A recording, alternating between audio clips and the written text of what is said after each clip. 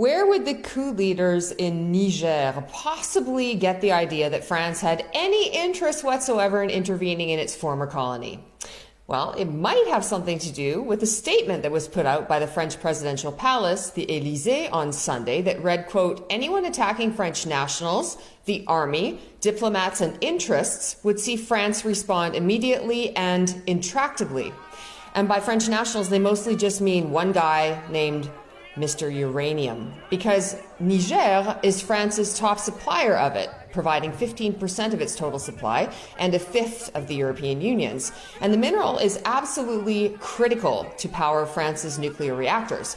You see, France's energy independence is ironically very dependent on Niger, which would explain why French President Emmanuel Macron sounded awfully angry about something happening a whole continent away. Anyone attacking French nationals, the army, diplomats, and rights of way would see France respond immediately and intractably.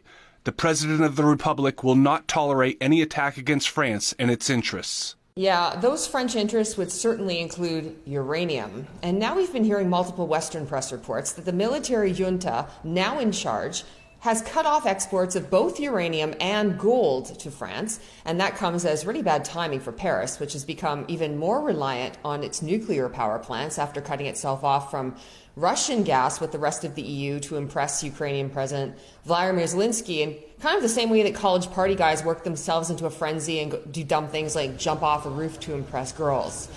Germany is already on the verge of deindustrializing because Europe's economic engine can't run on wind and sun. Who knew? Apparently not Berlin.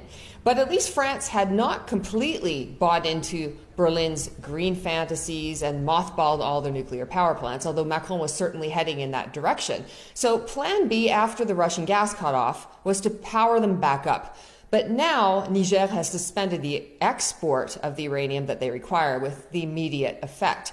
But hey, no problem though, right? Because France has other suppliers like Kazakhstan and Uzbekistan, except who largely controls the transport of those to Europe?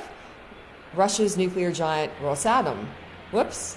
That doesn't really leave Paris with much wiggle room now that it's in conflict with all of these uranium suppliers. Lost in all these selfish foreign interests, though, is the will of the citizens of Niger. We have to be allowed to do what we want, to appoint the president we need. Outsiders must not impose people upon us to manage us. That's the end of it. As citizens of Niger, we're against the French military bases, the American bases, the Canadian and the Italian bases. All those foreign bases that are in Niger, we don't need them. Our armed forces must not give in to any blackmail. Niger is resilient. We are resilient. What we produce, our GDP, is more than enough for us to survive. We call on the armed forces, the security forces, to resist those attempts to blackmail us. It's interesting. When it comes to the conflict in Ukraine, Macron makes it all about the interests of Ukrainians. But when unrest breaks out in Niger, it's all about French interests.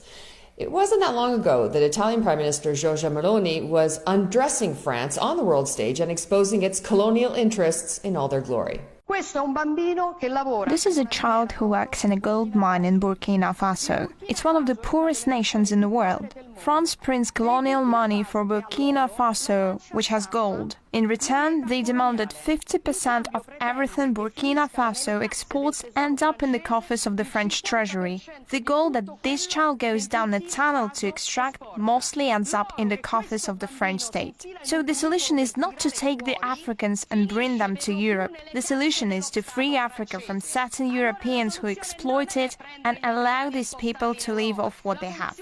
In the end, Macron might try to dress up and justify his actions and frustrations as defending democracy in Niger rather than economic neocolonialism. But the reality is that the emperor really is just standing there in his fancy Lacoste boxer shorts by this point.